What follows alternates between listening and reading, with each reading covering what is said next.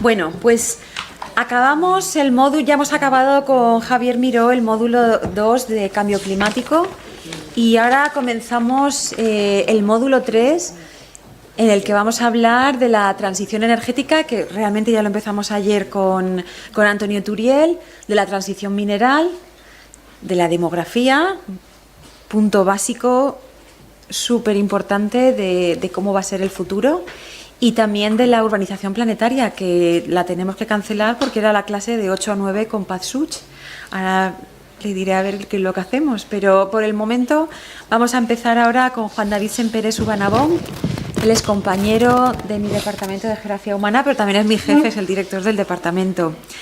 Él ha centrado sus investigaciones en el estudio de la población en España y de las migraciones internacionales, en especial de la zona del Magreb, y también de la llegada de los Pieds Noirs aquí a la zona de Alicante. Ha realizado estancias en Rabat, en Tijuana, en Orán, en Bari y en París, y siempre con el tema de las migraciones internacionales, e imparte docencia en la Universidad de Alicante sobre movilidad, población y, por supuesto, migraciones. Pues muchas gracias, Juan David. Ya puedes empezar. Gracias, Ana. Entonces tenemos un problema con el ordenador porque está bloqueado, así que yo me pongo a comentar cosas. Ya, Tampoco es que la presentación fuera gran cosa, pero por lo menos estaba la estructura o estaban las ideas que os voy a ir comentando de manera verbal. Y también quería poner el internet para enseñar algún gráfico, pero bueno, lo iremos haciendo durante la sesión. Entonces, para ser claros, yo espero estar una hora hablando, una hora y un poquito más, y terminar como a las 7:15, 7:20, dar a lo mejor algún tiempo para las preguntas y que luego cada una se vaya a su casa, que parece ser que es lo que nos están pidiendo. Entonces, nada, sin otro particular, pues nada, pues eso, me vuelvo a presentar. Yo me llamo Juan David y efectivamente he trabajado siempre el tema de las migraciones internacionales, que es como yo empecé. Era una época hace 20 años que se hacían muchos trabajos sobre las migraciones internacionales, y luego con el tiempo me he ido abriendo más bien a los temas de migraciones, de movilidades. Y yo, por ejemplo, ahora imparto una asignatura que me gusta mucho, que es Geografía Urbana, y donde estoy descubriendo muchísimas cosas, puesto que está claro que una persona pues entiende las cosas, entre otras cosas, cuando las tiene que explicar. Entonces, nada, simplemente quiero dar las gracias a Ana, que es compañera desde hace ya bastantes años, pero la verdad es que el curso, cuando luego será lo que será, y cada uno habla y da su charla mejor o peor, pero cuando yo vi el curso el año pasado dije, uy, qué interesante, me gustaría estar. Y fue entonces, o sea, que no es que me lo hayan propuesto, sino que soy yo el que ha pedido estar, porque la verdad es que es una suerte el poder estar aquí, y para mí es una pena, porque es imposible en esta época de la vida, pero el estar en las charlas, ¿no? Sí que procuro mirarlas por el YouTube, pero me parecen algunas que son francamente necesarias. Entonces, yo voy a articular mi presentación sobre temas de movilidad y de migraciones. Había elegido una propuesta muy amplia, para luego, pues precisamente, el poder tener aquí cierto juego, ¿no? Y la charla, el título que había propuesto era Población y migraciones, inercias y desequilibrios. Inercias y desequilibrios. No es que una cosa sea la opuesta de la otra, sino que son simplemente dos tendencias diferentes. No es que las inercias sean como algo bueno y los desequilibrios como algo malo, sino que son dos calificativos diferentes que me parece a mí que describen bastante bien la situación en la cual nos encontramos en la actualidad, y que al mismo tiempo de alguna manera se engarza en todo lo que estamos viendo y en todo lo que estamos viviendo. ¿Has arrancado el MP3? Vale. Entonces, bueno, como comentaba, tengo dos apartados. un primer apartado que es así una serie de conceptos de inicio y luego un segundo apartado dedicado a temas demográficos, temas de lo que yo he titulado inercias demográficas y luego un tercer apartado dedicado evidentemente al tema de las migraciones.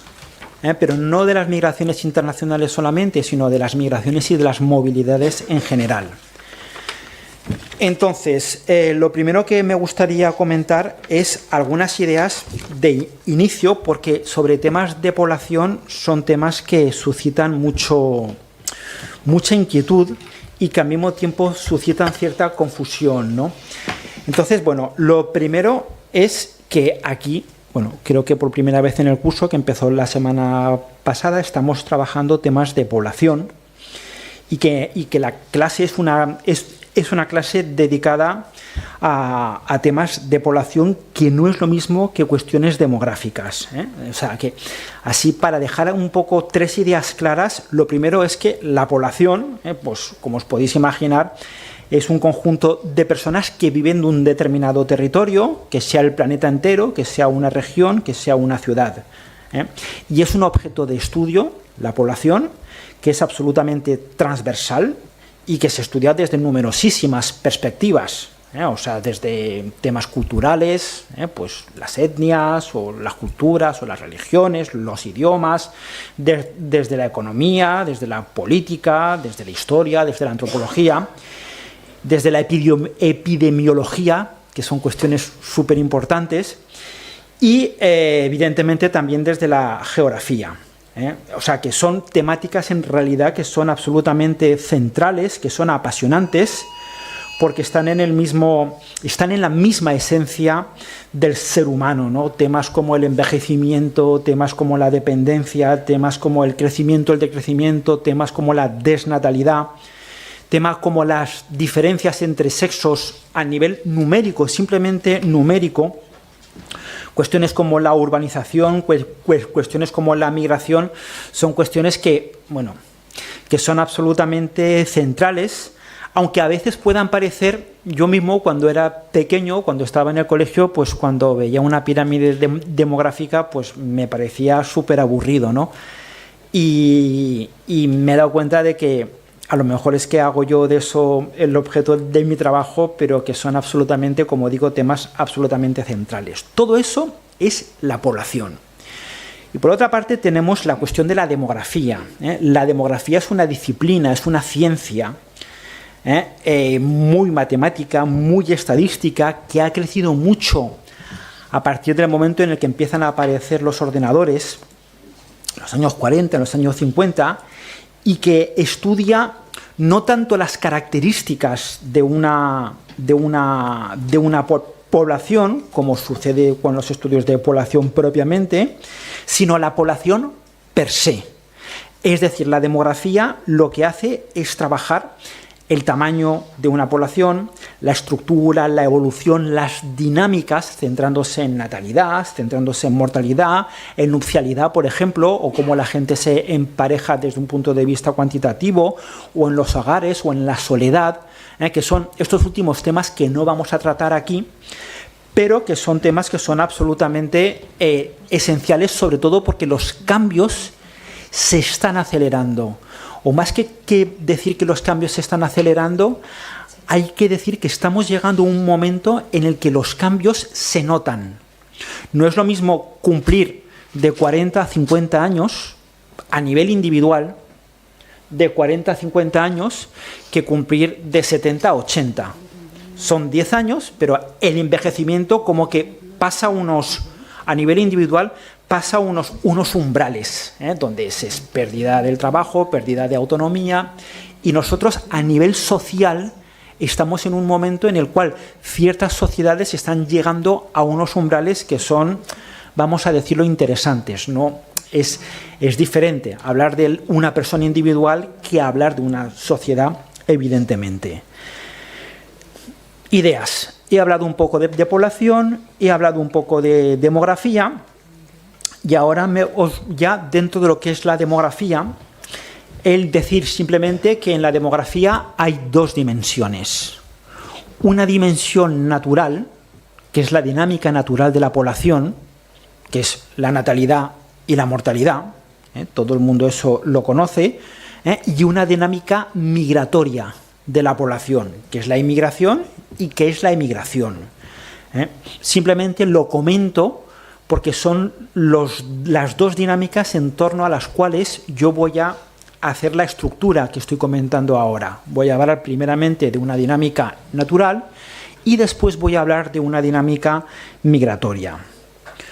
Otra idea a nivel de conclusión de este primer apartado, que simplemente eran algunas nociones, algunos conceptos, es la cuestión, a mí me lo dijeron en una de mis primeras clases de población, me dijo el profesor, o nos contó el profesor, los temas de población tienen mucha inercia.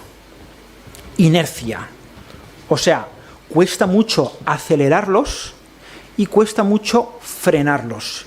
Y es exactamente eso en lo que estamos. Estamos en un mundo que se está frenando, por decirlo de alguna manera, con lo bueno y con lo malo, pero que reacelerarlo, y me estoy refiriendo ahora, evidentemente, os imagináis, al tema de la natalidad, es sumamente complicado, porque son temas que tienen mucha inercia y que al final de alguna manera se van retroalimentando. Entonces, bueno, pues eso es una idea para mí tan importante que de alguna manera yo la quería poner en esa introducción principal, que es lo que estoy comentando ahora, ¿no? Está. No me habéis dicho nada. Se acaba de poner ahora mismo. Vale, pues ya lo tiene.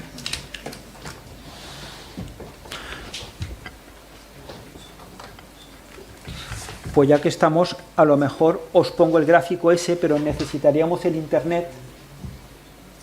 No pidas tanto. No pido tanto, sí, vale. Qué pena.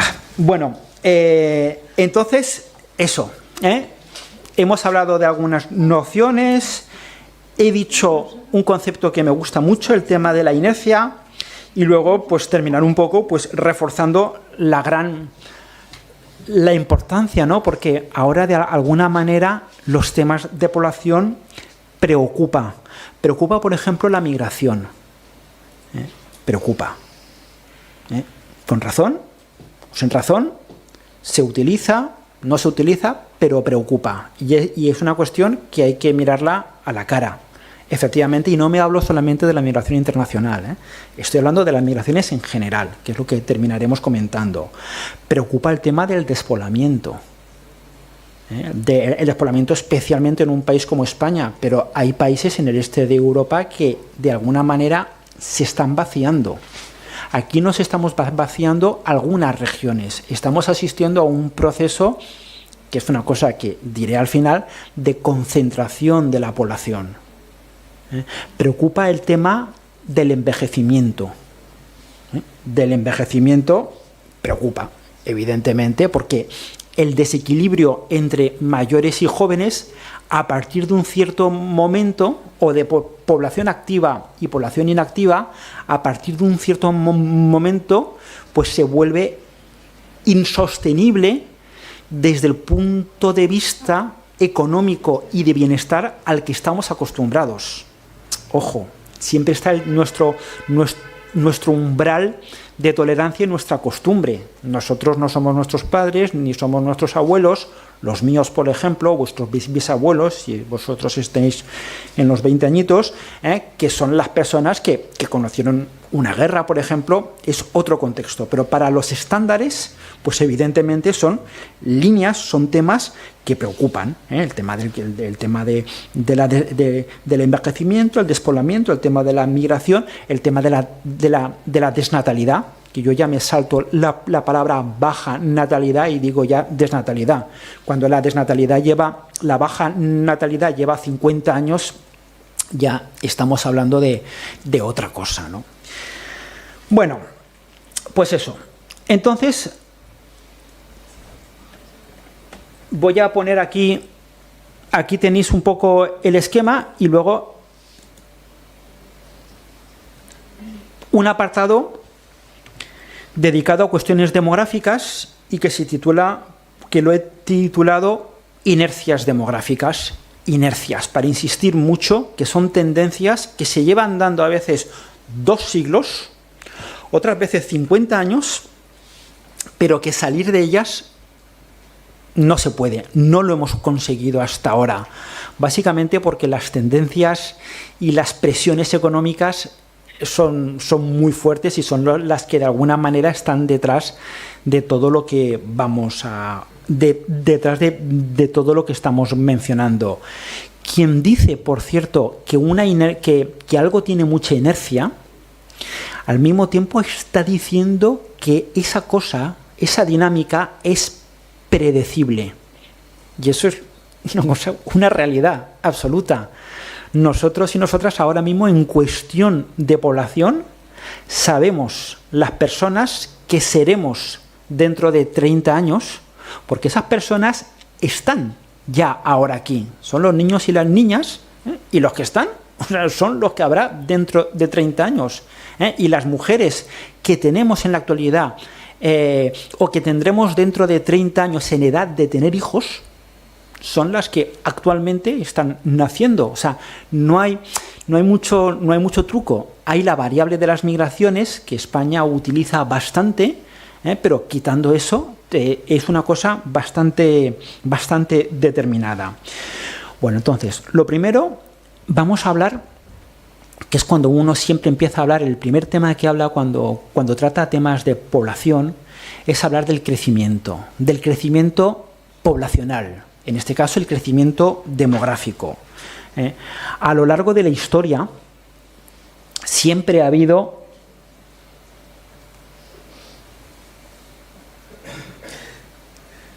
tarda un poco en reaccionar, ¿no? Ya, que va muy lento. Sí. Bueno, pues a lo largo de la historia, desde que en los últimos 40.000 años, a mí me gusta decir que son remontarme para este punto en concreto tanto tiempo, porque demuestra el momento histórico en el que nos encontramos. En la evolución de la población mundial, en los últimos 40.000 años aproximadamente, ha habido 3 rupturas. 3 momentos en los cuales ha habido no puntos de inflexión, que es en lo que estamos ahora, sino puntos de aceleración. Hace 40.000 años, pues cuando apareció el Paleolítico superior, las armas se hicieron más pequeñitas, aparecieron las flechas, aparecieron los arcos, fue el momento en el que, por ejemplo, llegó el Homo sapiens a muchas regiones del mundo. Ahí no está demostrado para el conjunto del planeta, pero se percibe que hubo un cambio en el ritmo de crecimiento de la población mundial. No son más que estimaciones, que se trabaja sobre densidades. Se sabe que hace 50.000 años había tal densidad de población y que hace 30.000 años esa densidad era muy superior. Es un momento clave en el que no vamos a insistir. Un momento de ruptura, aunque sea de aceleración. Todo se acelera. Un segundo momento, un segundo ciclo, es el momento en el cual, pues evidentemente, es el que se crea una pieza esencial de nuestro mundo actual, que es la revolución agraria. Cuando aparece la agricultura, cuando aparecen las ciudades, cuando de alguna manera quien dice agricultura dice intensificación de la explotación del territorio, que es una frase muy geográfica, y bueno, pues ya que estamos, pues la digo. Ahí también, de alguna manera, a partir de ese momento, de hace 8.000 años, 6.000 años, que es el momento en el cual aparece la primera agricultura, pasamos a ser de millones de individuos en la Tierra, eso es muy aventurado, pero lo menciono para que tengáis una idea, a ser de alguna manera decenas de millones y cientos de millones poco a poco. O sea que estamos en ese punto en el cual estamos aquí entre cuando el tema se empieza a acelerar en torno a hace 5.000 años. 5.000, 6.000 años. El tercer punto, evidentemente, es la industrialización. Siglo XIX me gusta porque ahí hay una coincidencia. Es que en 1800 ya tenemos una idea de la población que había en 1800 Y en 1800 es cuando aproximadamente alcanzamos los 1.000 millones de habitantes a nivel de las estimaciones del mundo entero.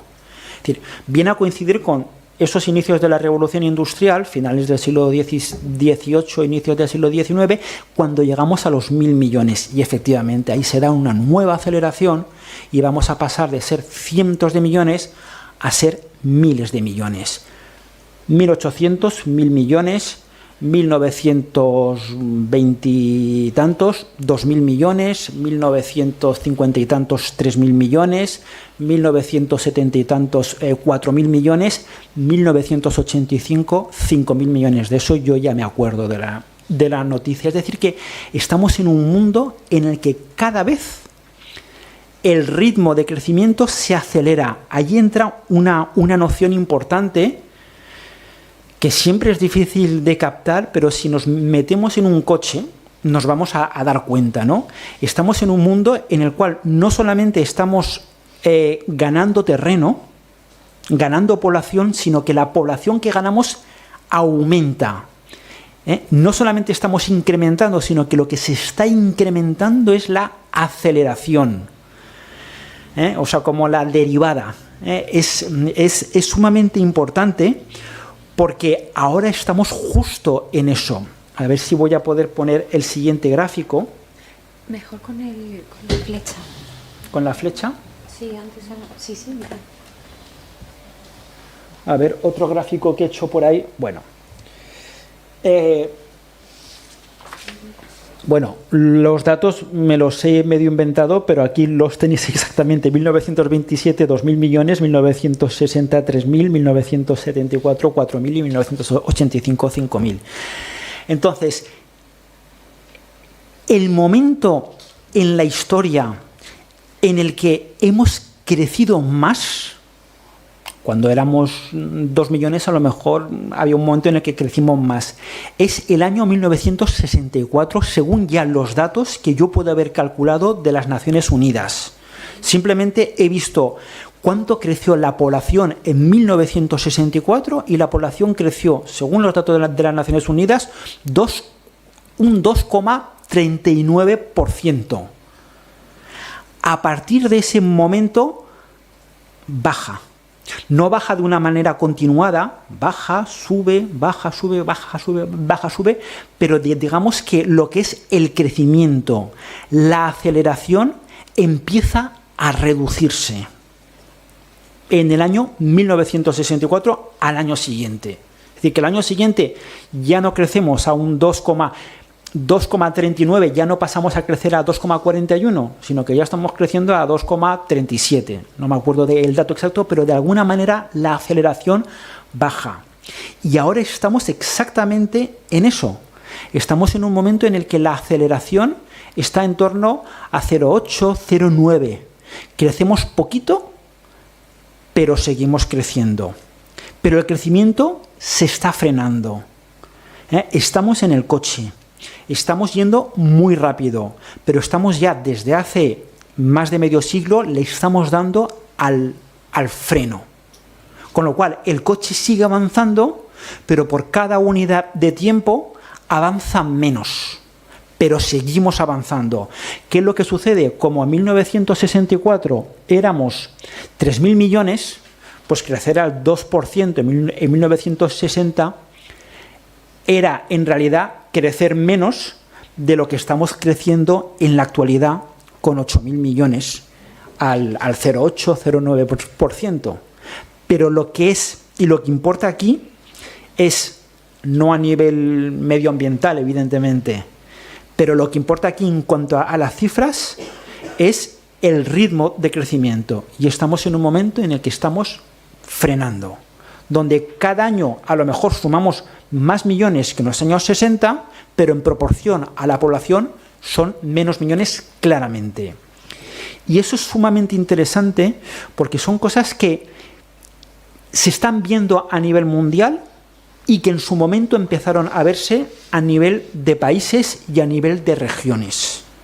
Por ejemplo, en Japón, desde los años 60, están de una manera claramente, prácticamente en un crecimiento mucho más bajo. Y lo que se está dando en Japón, ahora se está dando a nivel mundial y en muchos otros países.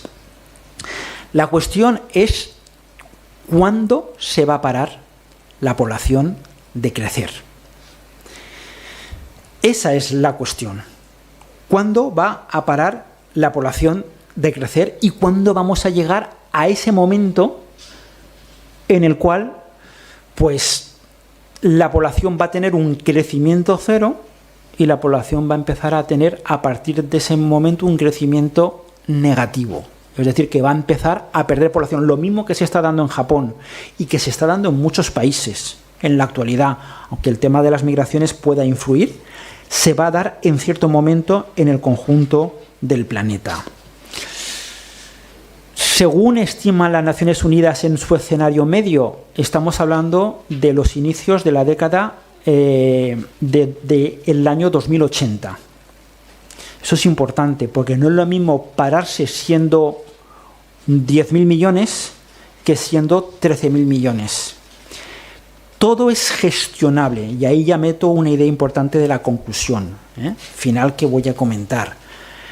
La población no es el problema. Puede ser el problema, pero ya que estamos aquí, pues lo digo, el problema es el consumo. Somos los ricos. Y el hecho de que una parte muy significativa de la población mundial pues quiera consumir como nosotros. Y ahora les estamos diciendo que no consuman tanto, ¿no? Pero entonces, esa es la cuestión. ¿En qué momento nos vamos a parar? Se estima que nos vamos a parar a mediados o a inicios de la década de los años 80. ¿En qué cifra nos pararemos? ¿Cómo nos pararemos? ¿Estaremos en un escenario tendencial o habrá habido alguna ruptura a nivel medioambiental, a nivel político? Eso es lo que no podemos saber, pero las tendencias que estamos marcando son claras en ese sentido. En definitiva, en la actualidad no estamos en un escenario como lo que se hablaba, incluso cuando yo era pequeño, de bomba demográfica. La población se está frenando. Hay cada vez más países, y ya estamos hablando de decenas y decenas de países que tienen más mortalidad que natalidad, con lo cual están perdiendo población en dinámicas naturales. Cuidado. Luego, España es un caso ejemplar. España desde el año 2015 tiene más mortalidad que natalidad, pero está creciendo una burrada por el tema de la inmigración. Entonces, bueno, pues eso es lo que nos lleva el tema. Estamos en un momento en el cual estamos asistiendo, o esta generación que estáis aquí ahora, vais a asistir seguramente a un momento esencial en la historia de la humanidad, que es el momento en el que la población va a empezar a descender por dinámicas naturales. Bueno, en ese sentido, aunque no tenga mucho que ver, quiero aprovechar para mencionar, para citaros, porque os voy a citar algunas referencias, un libro que se titula La espiral de la energía. El libro está en la biblioteca de la universidad. Cuando salió la primera edición en el año 2015, lo pedí para todas las bibliotecas y se titula La espiral de la energía. Y el libro, si lo buscáis en internet, está online en PDF. Incluso hay podcasts. Y son 2 tomos, que es una revisión de la historia mundial, pero desde la perspectiva del empleo del gasto de energía. Y es bastante revelador. Bueno, lo menciona aquí y eso. Bueno, con esto llegamos a un segundo apartado, de alguna manera, que es ver las cuestiones de desnatalidad. Llevamos medio siglo con la natalidad descendiendo, y quien dice medio siglo dice que las mujeres que están entrando en la actualidad, o desde hace ya mucho tiempo, en la edad de tener hijos, que desde un punto de vista demográfico son los 15 años, de 15 a 50 años, es lo que se estima desde un punto de vista demográfico. Ese colectivo, que a falta de que podamos tener hijos de otra manera, es el colectivo absolutamente clave desde un punto de vista demográfico, desde hace algunos años, en el caso de España, no a nivel mundial, ni mucho menos, está disminuyendo. Con lo cual, de alguna manera, la desnatalidad, como llevamos 50 años de descenso del número de hijos y sobre todo de hijas, estamos ya en un momento en el cual el colectivo de mujeres en edad de tener hijos está disminuyendo. Con lo cual, de alguna manera, estamos retroalimentando ese descenso de la natalidad, de ahí que se le habla de la desnatalidad. Entonces, bueno, algunas cuestiones así muy generales, ¿no? La natalidad, que es el número de hijos que tenemos, de hijos y de hijas que tenemos por cada 1000 habitantes, evidentemente eso hay que llevarlo en relación a la población, como se hace muchas veces en temas de demografía, porque si no, pues no saldría que en China tienen 15 millones de nacimientos, pero para China eso es muy poco. Entonces, la natalidad siempre había sido alta, históricamente, siempre, de 4, 5, 6, 7 hijos por mujer para el conjunto de cualquier sociedad. Y no hay demasiadas diferencias ni entre sociedades del mundo entero ni entre épocas. Es decir, que tanto los persas del siglo VIII como los aztecas del siglo XIV y del siglo XV tenían un número de hijos por mujer que se estima en torno a 5 o 6 hijos por mujer. Hay un momento clave en la historia en el que el número de hijos por mujer empieza a descender de manera voluntaria. Es muy famoso que eso empieza a darse en el siglo XVIII en la aristocracia francesa. No voy a entrar en lo que se da, sobre eso hay muchas cosas escritas, muchas cosas claras, pero es el momento en el que las mujeres empiezan a descender voluntariamente su número de hijos, y es una cosa que es una dinámica que se va expandiendo desde las clases altas a las clases más bajas y desde las ciudades al medio rural y de un país a otro. Es un fenómeno absolutamente fascinante que se empieza a dar. Entonces, esto me lleva a una cifra muy famosa, que es otra dinámica que se utiliza, otra variable que se utiliza mucho, os he hablado de la tasa de natalidad, que es el número de hijos por mujer, que se calcula de otra manera y se dice, hace falta, cuando una sociedad pasa por debajo de los 2,1 hijos por mujer, ya no se asegura el reemplazo generacional. Ese 2,1 es muy sencillo. Lo único que se está pidiendo para que se asegure el reemplazo generacional es que cada mujer tenga una mujer y que esa hija llegue a la edad de tener hijos e hijas. Con lo cual, para que cada mujer tenga una mujer, normalmente tiene que tener 2 hijos, porque la relación de la sex ratio al nacimiento está prácticamente equilibrada. En un país como España, por cada 100 mujeres nacen 105 hombres. Con lo cual, pues es de ahí de donde sale esa cifra. Para que cada mujer tenga una hija, hace falta que cada mujer tenga 2,05 hijos e hijas. Y si le añadimos ese pequeño cambio, ese 0,5 debido a la mortalidad que pueda haber hasta llegar a la edad de tener hijos, explica ese 2,1. Pero evidentemente en una sociedad que conoce una guerra o una epidemia o una hambruna, en una sociedad donde hay otro tipo de dinámica, para que esa sociedad llegue a ese reemplazo generacional, pues tendrá que ser más alto el número de hijos por mujer. Ese 2,1 es en las situaciones que nosotros tenemos, que no hay grandes, que no hay problemas que lleguen a tener un impacto realmente importante demográfico prolongado. Entonces, la cuestión, lo que os quiero comentar, es que estamos en un mundo en el cual estamos en 2,2 hijos por mujer en el año 24. La primera vez que vi esa cifra, y la vi, era, bueno, que eso basta con mirarlo, ¿no? Pero yo tengo aquí en mis apuntes que en 2011 estábamos en 2,46 hijos por mujer, según los cálculos que yo hacía a partir de las Naciones Unidas. Y hoy en día estamos en 2,2. O sea, en 12 o 13 años hemos bajado de 0,2 y de una manera irremediable vamos bajando. Y ya estamos en 2,12 hijos por mujer y va a llegar un momento en el que a nivel mundial vamos a bajar de ese 2,1 hijos por mujer.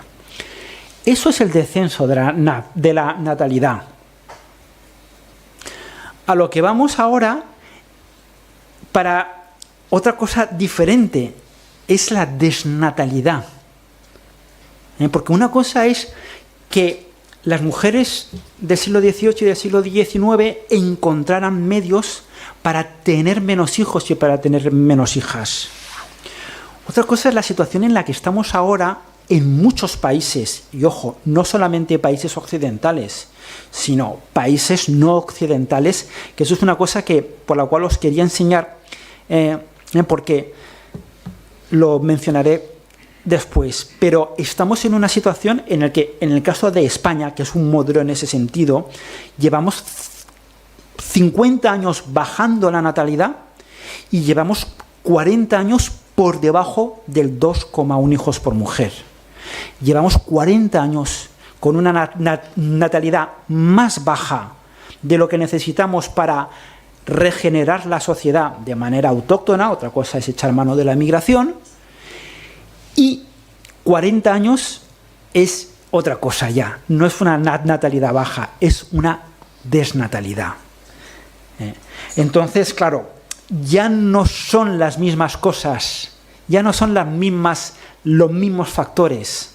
Ahora, por muchas vueltas que le demos, de alguna manera, si lo queremos resumir a una sola frase, es que estamos en una situación en la que, de alguna manera, esa persistencia se debe a que, por decirlo de alguna manera, la economía no nos deja tener hijos e hijas.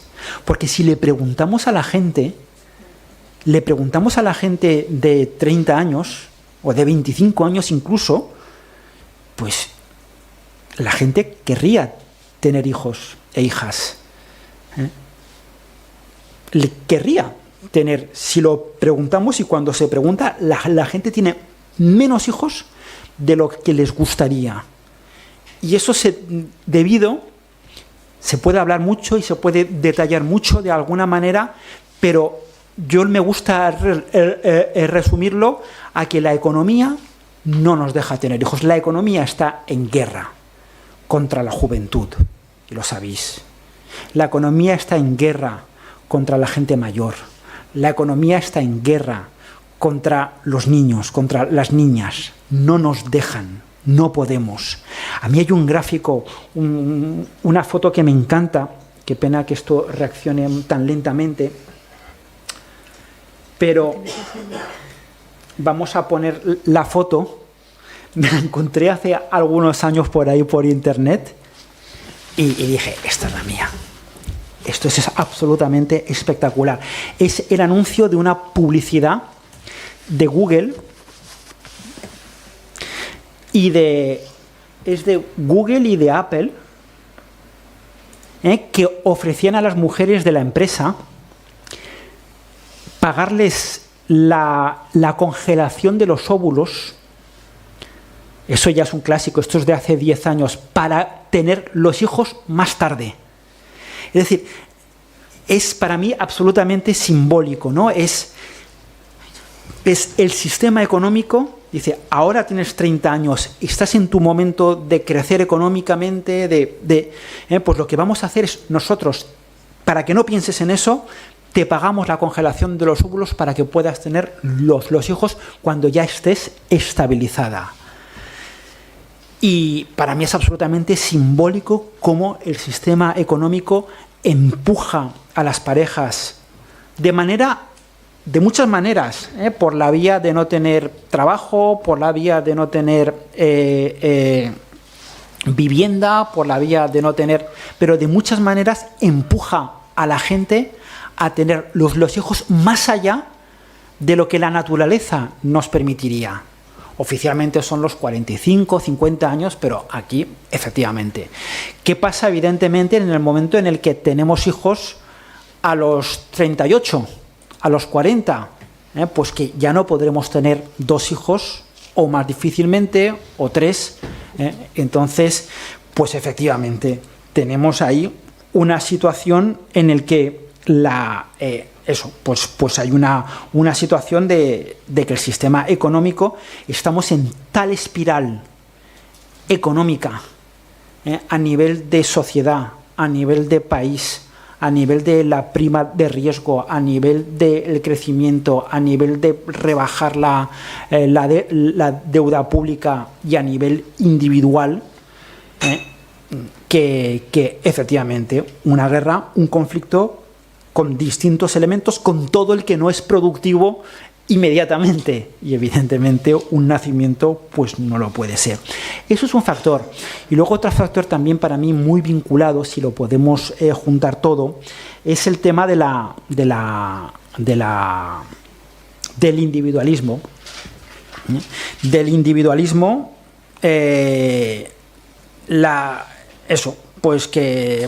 creciente individualismo que padecemos muchas sociedades modernas, entre otras cosas, con tantas gadgets, con tantas cosas que nos distraen, pero es, para el que lo pueda mirar con un poco de perspectiva histórica, es absolutamente extraordinario, ¿no?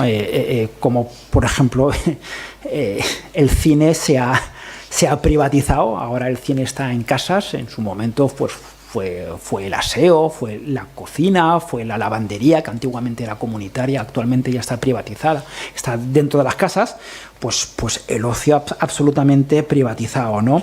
Nada, son simplemente apuntes a raíz de ideas que me gusta comentar. Y bueno, lo siguiente es el tema de... La siguiente idea es el tema de la mortalidad. Estamos en un mundo en el que la mortalidad, y yo lo había titulado diciendo una mortalidad irremediablemente en aumento. Estamos en un sistema en el que la mortalidad ha ido bajando desde el siglo XIX. Eso es lo que es el descenso histórico. Antiguamente la mortalidad era muy alta y muy irregular, pues porque hay una guerra, porque hay un conflicto, porque hay una hambruna, porque hay una epidemia, y la mortalidad pues se veía afectada. Y a partir del siglo XIX la mortalidad, digamos, desciende como por escalones. El primer escalón es muy sencillo, es la higiene. Si las personas del siglo XIV hubieran sabido que lavándose una vez al mes, no hace falta, duchándose una vez al mes, se podían haber evitado la peste negra, porque se contagiaba por las pulgas, que eliminó a más del 50% de la población europea y al 50% de la población mediterránea, pero es que no lo sabían. Así que simplemente, cuando dicen lavarse las manos, evidentemente estamos a otro nivel. Hay gente que no se ducha, pero en fin, una vez al mes, pues estamos absolutamente a otro nivel. Eso es una pauta, ¿no? El tema de la higiene, de la higiene personal, de la higiene del agua, de la limpieza, y basta, pues eso. Yo cuando muchas veces voy a otro país, y no digo qué países, ¿no?, pero me pongo indefectiblemente enfermo porque no me lavo las manos antes de comer, ¿no? Y bueno, pues eso. Luego llega un momento en el que ya empieza a influir los temas de saneamiento. Hay que, pues eso, pues los alcantarillados, los cementerios que estén fuera de la ciudad, los mataderos que estén fuera de la ciudad. Luego hay un momento en el que empieza a influir la alimentación. Luego hay un momento en el que ya empiezan a influir las técnicas, las infraestructuras médicas y luego las infraestructuras generales. Estamos en una sociedad, aquí en España, donde a mí me asombra, porque yo ya tengo cierta perspectiva histórica y me acuerdo muy bien cuando hace 25 años o así empezó la DGT a hacer campañas durísimas por el tema de evitar los accidentes y cómo la sociedad se ha concienciado. Tener 4.000 muertos al año era una cosa normal en los años 80, normal y asumida por la sociedad. Y ahora, como está todo, de alguna manera las infraestructuras están hechas para evitar los accidentes. Cuando uno va a otros países y que simplemente va andando por la acera y ve que las aceras están llenas de agujeros o que a mitad de la acera, a la altura de la cabeza, un hierro retorcido en una calle por la que pasa mucha gente, pues se da cuenta un poco de lo que es una sociedad en la que hay ese cuidado a nivel de infraestructuras, de prevención. ¿Cuánto tiempo podremos durar en ese sentido? Pues ojalá sea mucho tiempo. Pero eso es el descenso histórico de la mortalidad. Luego llegamos a un momento en el cual la mortalidad, que es igual que estábamos hablando de la natalidad, está en un momento en el que está empezando a repuntar. No a repuntar porque puede dar la impresión de que sube, pero, ¿qué he escrito aquí? Una tendencia al aumento. Entonces, eso está claramente vinculado en algunas regiones del mundo con epidemias. Aquí ya conocimos una epidemia hace 5 o 6 años y hubo un repunte muy significativo de la mortalidad. Cuidado, eso luego hay que compensarlo con el hecho de que a lo mejor al año siguiente murió menos gente. A lo mejor en el año 2020 murió una proporción significativa de gente que a lo mejor hubiera muerto en el año 21 o en el año 22 si no hubiera habido epidemia. En fin, eso ya son cálculos. Pero en otros países del mundo, las epidemias están provocando un aumento de la mortalidad muy significativo. Me estoy refiriendo sobre todo al caso del África subsahariana con el SIDA.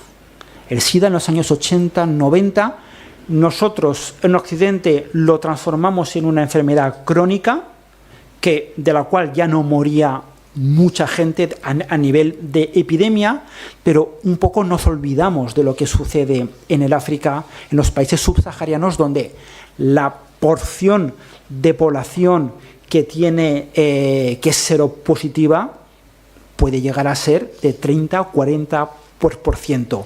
El tema de las epidemias, el tema de la desestructuración de los sistemas sanitarios. Para que nuestra mortalidad sea baja, no necesitamos hospitales de primera generación, de última generación. No necesitamos. Estamos en un momento en el que la mortalidad es muy baja y efectivamente esas infraestructuras nos vienen bien porque nuestra mortalidad actualmente es pues, por temas cardiovasculares, es por tumores, y para eso sí que hace falta centros de última generación porque estamos a ese nivel. Pero digamos que lo que es imprescindible para bajar la mortalidad a un segundo, a un tercer nivel, no el primero, no el tema de la higiene, pero es una red de centros de salud mínimamente competente para que la gente no se muera de un constipado. Y es lo que estamos viendo en muchos países del mundo cuando desde los años 90 ha habido una reducción del gasto público que afecta sobre todo a la sanidad, a la educación y a las infraestructuras de la gente más humilde. Estamos viendo un repunte de la mortalidad desde los años 2000 en países donde eso no se debería de ver si se hubiera mantenido el gasto público. Lo digo con claridad. Y el ejemplo paradigmático en ese sentido es Rusia. Rusia en los años 90 conoció una época de caos, de retirada completa y de transición a un sistema capitalista donde se olvidaron por completo de la red de sistemas sanitarios, luego la han vuelto a recomponer y básicamente vuelve a funcionar a partir de los años 2000. Pero los años 90 en Rusia fueron tremendos y se observa un repunte de la mortalidad muy alta, que se debe a otras razones también. Hay quien habla del alcohol, hay quien habla también del alcohol, pero se debe sobre todo a la desestructuración del sistema sanitario que ellos podían tener. Entonces, esos son dos factores importantes: sistema sanitario y epidemias en algunos países que tienen la desgracia de morir todavía. Pero el tercer factor, perdonad que se me va a olvidar aquí hablar del sistema sanitario. Lo que es la desestructuración del sistema sanitario está llegando a países occidentales. No he comprobado el dato, pero en Estados Unidos la mortalidad ya no baja. O sea, el ritmo de bajada ya no es tan fuerte. Ya se está estabilizando la mortalidad cuando ellos todavía tienen recorrido para seguir bajándola.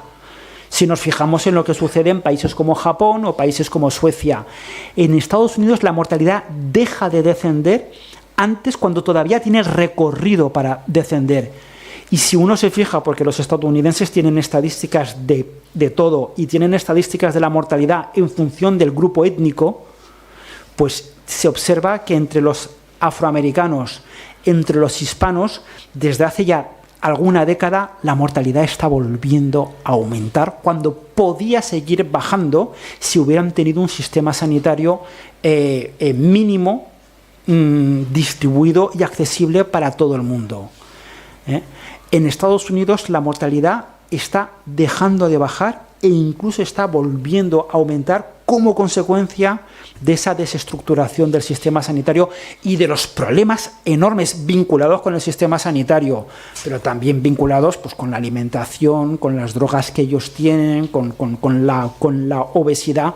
Pero vemos el caso de una sociedad enferma desde un punto de vista de la mortalidad. No me estoy refiriendo a otros aspectos, y teniendo en cuenta que muchas de las cosas que suceden en Estados Unidos terminan por suceder aquí, pues nada, eso es. Y lo último por lo que aumenta la mortalidad es por el envejecimiento. Ahí, hagamos lo que hagamos, la mortalidad va a volver a aumentar. Y estamos en esa época, estamos en ese momento.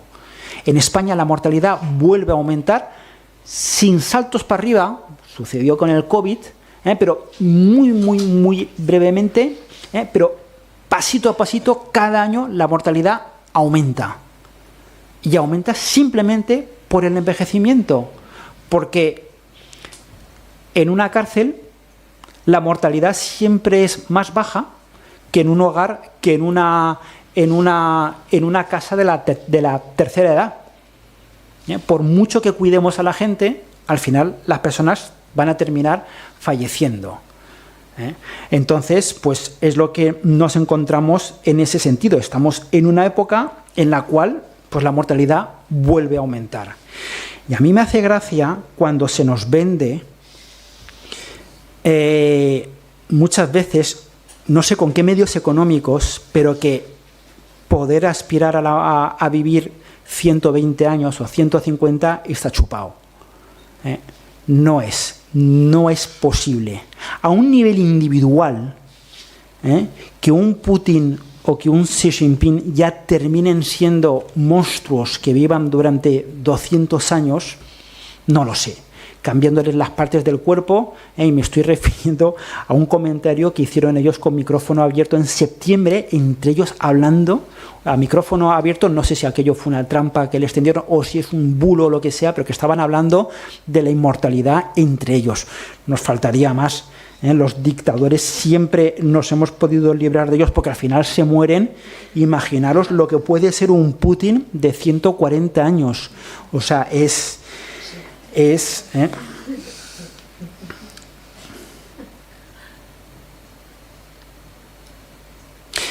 informaros de cómo murió Stalin. Stalin murió solo en su dacha y durante 24 horas los médicos no se atrevían a entrar a verle, del pánico que le tenían.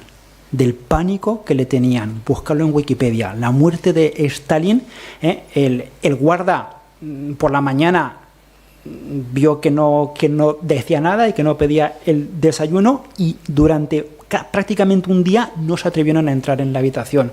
Cuando se atrevieron a entrar en la habitación, un médico no se atrevió a auscultarle ni a mirarle. Por eso, bueno, pues todo eso hace que nuestra sociedad vaya envejeciendo y nos lleva un poco a la conclusión de todo eso. Poca natalidad, mucho envejecimiento nos hace que la compensación entre las poblaciones, entre los jóvenes y los mayores, sea que la sociedad envejece. Y en eso tengo que distinguirlo de una manera muy insistente. Yo envejezco cuando cumplo años. Una sociedad envejece cuando la relación entre sus jóvenes y sus mayores cambia. No es lo mismo. Yo no puedo envejecer, yo voy a envejecer de una manera irremediable. Ya estoy pensando en lo que podría hacer si fuera Putin.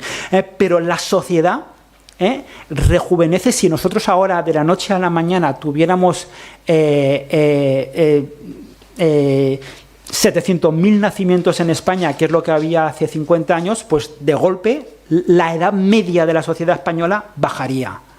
Pero no estamos en un contexto en el que la sociedad va avanzando y estamos en un mundo en el que se ha bloqueado ya definitivamente el PowerPoint y no os puedo enseñar nuestras pirámides demográficas, pero las pirámides demográficas que son así, pues estamos en un mundo en el que cada vez las pirámides demográficas en los países con suerte que tienen una buena política demográfica son rectangulares. El caso de Francia, por ejemplo, pues Francia todavía tiene un número de hijos por mujer de 1,8, 1,7, están bajando y están muy preocupados porque llegan a 1,5, pero eso es muy alto, y tienen básicamente el mismo número de personas con 60 años que con 0 años, más o menos se mantiene, pero en las demás sociedades, muchas otras, y el caso espectacular de España es desde hace muchos años por debajo del 2,1, desde hace muchos años, y estamos afiliados al 1,1, con lo cual pues tenemos una situación ya no de rectángulo demográfico como había llegado a titular, sino de inversión demográfica.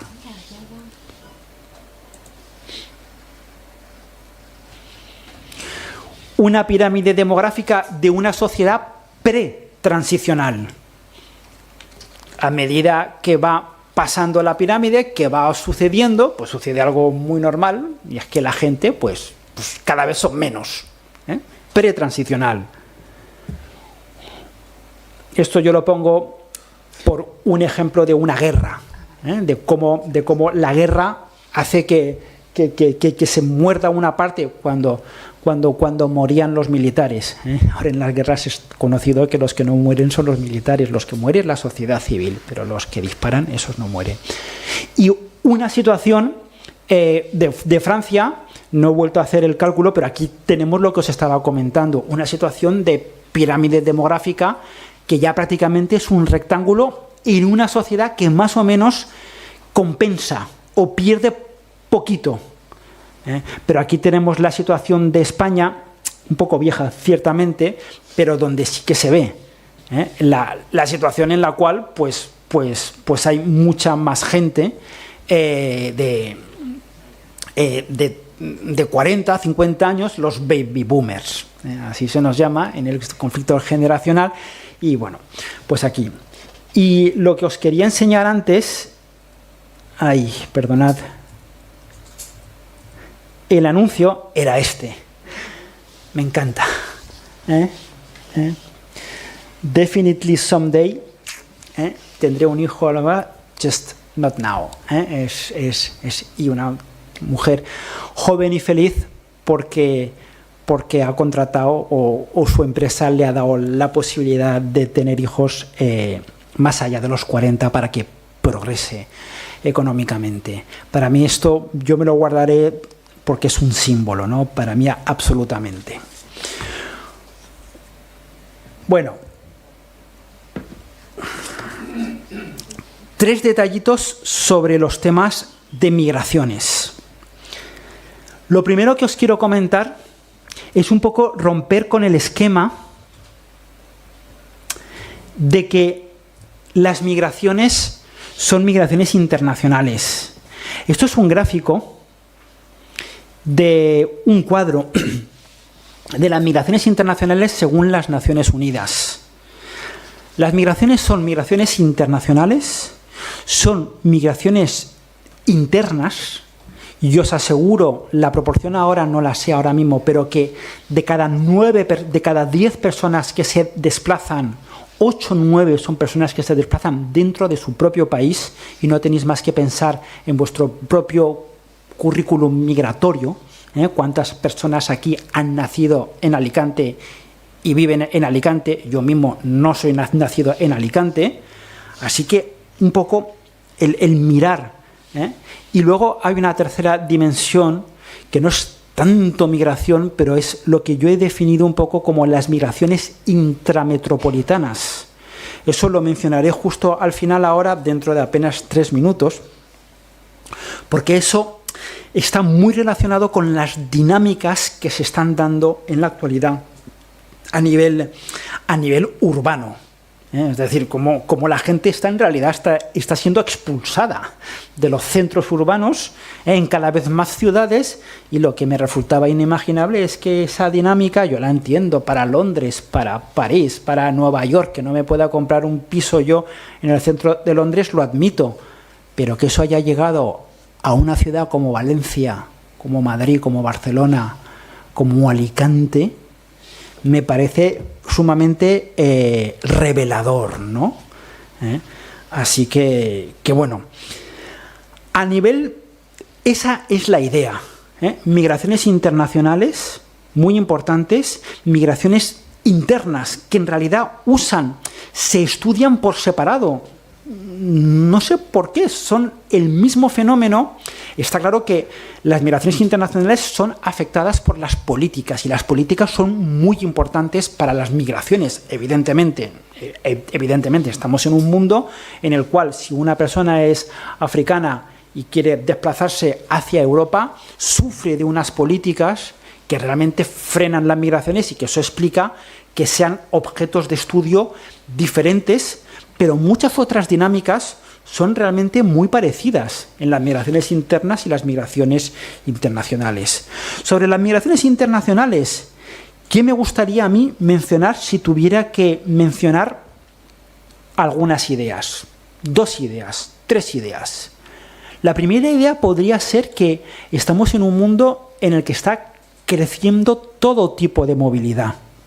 La movilidad per se crece, y las migraciones en sus 3 facetas que os he mencionado está correlacionado con la movilidad. Y todos nosotros y todas nosotras estamos en un mundo en el que, mientras estemos en un escenario tendencial, siguiendo con las tendencias con las que estamos en la actualidad, es decir, que no haya ninguna ruptura a nivel medioambiental, a nivel energético, a nivel alimentario, a nivel de transportes, a nivel de epidemia, a nivel político. Son muchos peros, pero llevamos así 80 años y bueno, veremos el tiempo que seguimos. Pero mientras estemos en un escenario, la movilidad siempre va aumentando, de un año para otro. Ha habido una crisis en 2008, hubo una crisis en 2020, pero de alguna manera la movilidad aumenta. Viajamos o nos movemos cada vez más y más lejos. Entonces es en todo ese escenario donde nos olvidamos que la migración es un tipo de movilidad. Y si la movilidad general aumenta porque nos desplazamos más, porque tenemos más viviendas, porque tenemos más transportes, porque el transporte es más barato, lo cual me parece, ya se mencionará a lo largo del curso en la charla sobre movilidad sostenible, pero es un poco una es muy esto. El hecho de que yo me pueda ir a Londres por 30 euros, bueno, eso ya se mencionará, ¿no? Pero estamos en un contexto en el que se mueve más. El mundo, de alguna manera, de las migraciones internacionales se está ya dividiendo de alguna manera, y esa es otra idea, entre los que nos podemos desplazar más y mover más, los que tenemos un pasaporte, ese pasaporte Burdeos que tenemos, esos cuantos pasaportes, y la gente que no puede, que se está quedando de alguna manera parada, bloqueada. Y de alguna manera se está observando esa tendencia. Hace 40 o 50 años, pues los países que necesitaban mano de obra, desde Emiratos Árabes Unidos hasta Inglaterra, Estados Unidos, pues de alguna manera hacían venir gente, seleccionada, pero la hacían venir.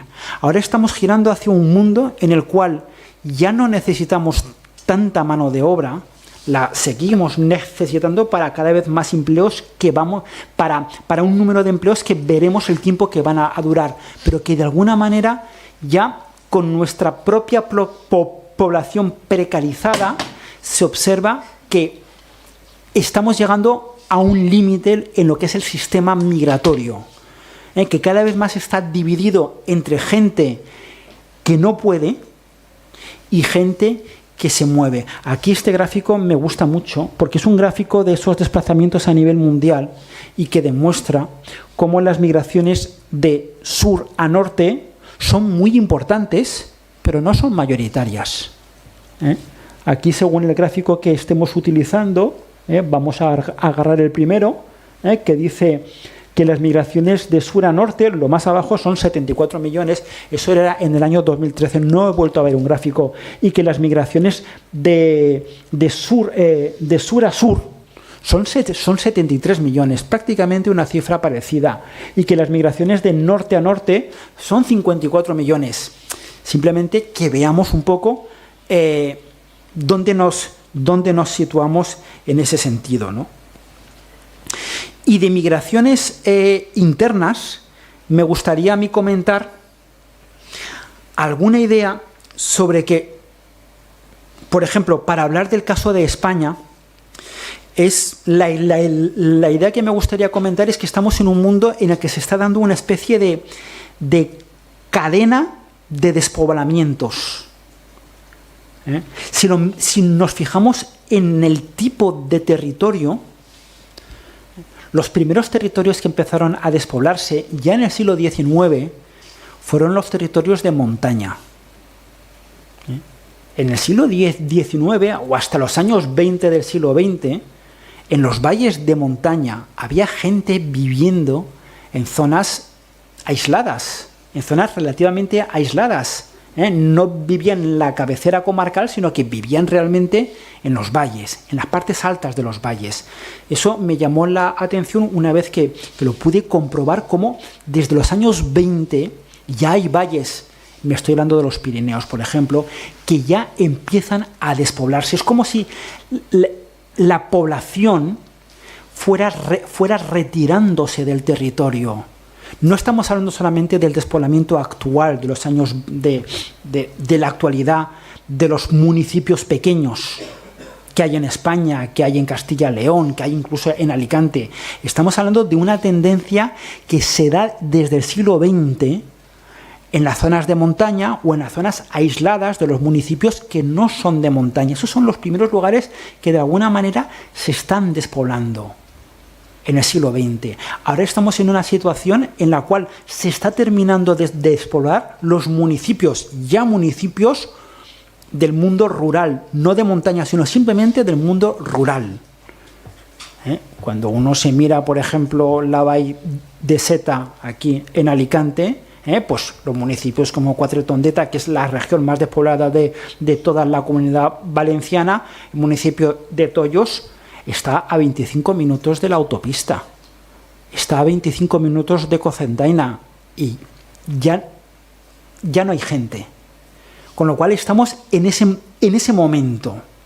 ¿Cuál va a ser el siguiente momento que ya se está percibiendo? Porque yo veo Cocentaina o veo Alcoy, 60.000 habitantes, 60.000 habitantes, 60.000 habitantes, 60.000 habitantes, pero si uno mira un poquito la estructura interna, está viendo que ya les habrán podido poner una autovía al lado, no atrae población. Una universidad que la estructura interna, estamos en un momento en el que está envejeciendo, un momento en el que muere todavía poca gente, pero está envejeciendo a una velocidad. Lo que os estoy comentando aquí ahora a nivel de lo que es migraciones internas, por escoger el país en el que estamos, es que después de lo que es el despoblamiento de los municipios pequeños, las regiones o los puntos en los que hay que luchar para evitar que pierdan infraestructuras, para evitar que pierdan atractivo,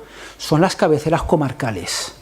Y se está observando cómo las cabeceras comarcales están muriéndose.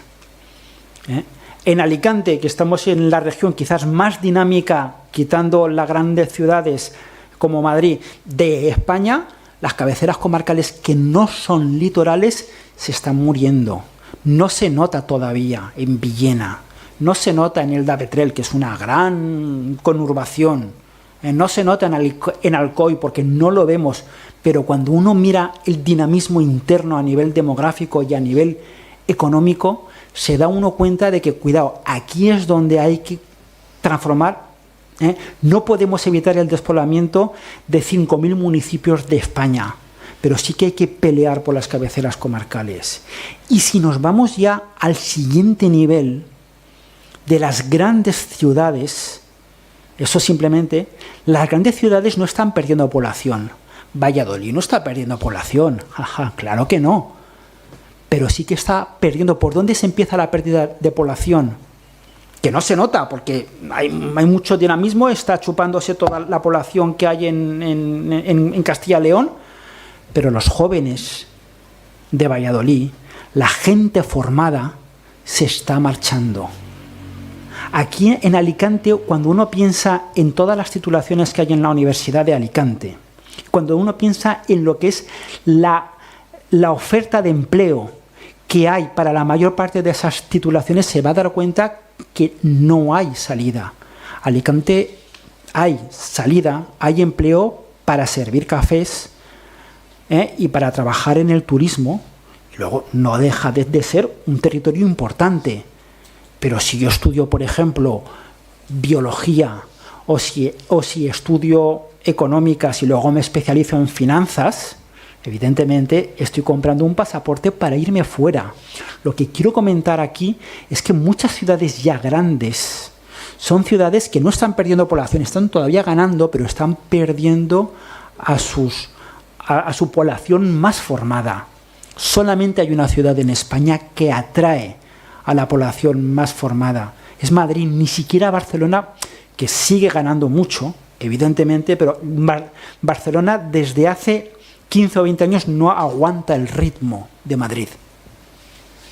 Entonces, pues esas son las cuestiones que me llevan al ultimísimo apartado, que son los desplazamientos que hay a nivel ya no internacional, no nacional, sino a nivel, que me gusta de decirlo, dentro de una misma metrópolis.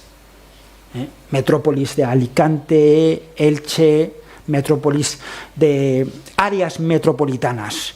Y ahí se están viendo. Eso no es, en la definición estricta de migración, no es migración.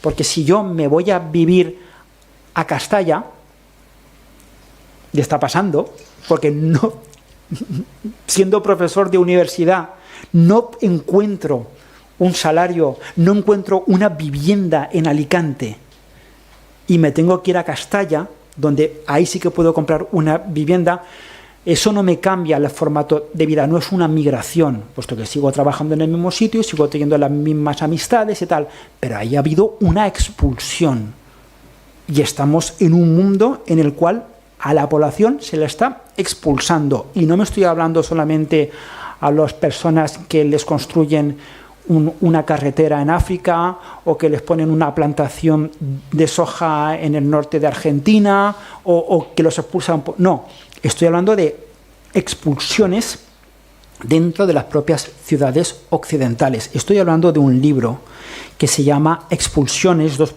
brutalidad y complejidad de la economía global, de una socióloga, ella es socióloga, pero en realidad es geógrafa, que se llama Saskia Sassen, muy famosa, una señora neerlandesa que ha tenido una vida apasionante, porque medio argentina, a los 15 años se la llevaron dos sociólogos muy reputados, se la llevaron a China, a estudiar China, una cosa absolutamente... Y ella es de esas personas que escriben libros clarividentes. En 1990 ella acuñó el concepto de ciudad global.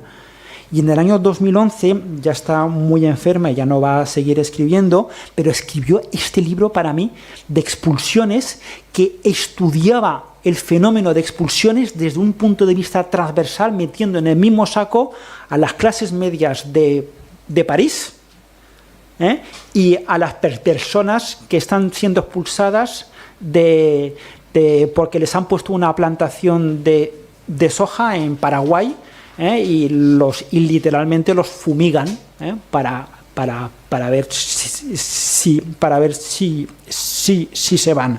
Han pasado 15 años desde la publicación de este libro y lo estamos viendo, cómo las sociedades, nuestros territorios metropolitanos se están dividiendo entre unos centros globales donde se está expulsando gente, donde la gente no puede entrar. Ya he leído alguna noticia en Ibiza, pues de acuerdo, en Mallorca, de acuerdo, en Londres también, pero que alguien en Alicante se saque una oposición y no pueda venir a Alicante porque no encuentra ni siquiera una habitación donde vivir en condiciones o para un piso compartido, me parece que ha llegado el momento en el cual estamos en una situación. Con lo cual, un mundo con unas áreas metropolitanas, y es que eso es súper interesante para la geografía urbana, porque nosotros seguimos hablando de una geografía urbana y una geografía rural, y así es, y lo sigo defendiendo seguramente, pero también hay otras perspectivas que hablan de una geografía del centro de los urbanos y de un resto del territorio, que sea el espacio periurbano, que sean las ciudades medianas, que sean las ciudades pequeñas o que sea el medio rural, donde estamos dejando a las personas aparcadas. Yo me compro una vivienda no sé, en un municipio de Burgos, ahí, o en Soria.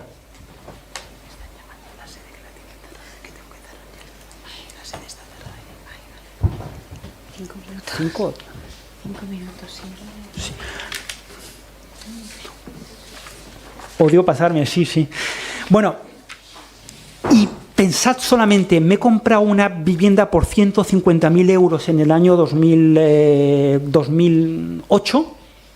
Estoy aquí ya mezclando varias cosas. En el año 2015, y como está sucediendo en muchos municipios, esa vivienda ahora la puedo vender porque cuesta 100.000 euros, estoy atrapado. Pensad que si toda la gente que está comprando una casa o que ha comprado una vivienda, que el precio baja, son personas que están atrapadas, porque no pueden vender sus viviendas para perder dinero. Toda esa gente que pasa en Estados Unidos o que ha pasado en Francia o en Inglaterra, que les vendieron el cuento de irse lejos porque podían tener una casa más grande, más barata para sus hijos, pero dependientes del coche de la ciudad central, el día que pierden el empleo, están aparcados fuera. Hay un geógrafo francés que trabaja mucho esas ideas, que se llama Christophe Guilluy, que está traducido al castellano, que ha escrito un libro, por ejemplo, que se llama, en inglés, está traducido Los desposeídos, o un libro que se titula No Society, No Society, está escrito en inglés, pero el libro está traducido al castellano y que se lo voy a hacer leer a mis estudiantes de geografía urbana. Viene a describir esa situación en la que una sociedad ya no está entre urbano y rural, sino entre perdedores, entre comillas, de los últimos 20 o 30 años o 40 años y ganadores de los últimos 30 o 40 años. Y está explicando, y yo creo que tiene mucha razón, por qué en Estados Unidos hay tanta gente que ha votado y que vota 3 veces consecutivas. Quiero decir que Donald Trump ganó en el año 2016. En el año 2020 aumentó sus votos de 11 millones de personas. ¿Qué pasa? Que los demócratas se movieron y ganaron todavía más. Pero para mí es muy llamativo, y miradlo por favor si lo podéis en los resultados de las elecciones de 2020, Donald Trump aumentó el número de personas que le votó en 10 o 12 millones. Eso preveía lo que había en 2024. Lo que estamos viendo en Inglaterra, lo que vamos a ver el año que viene en Francia, en el año 2027, va a haber elecciones presidenciales en Francia, ya no saben qué inventarse para frenar al Frente Nacional.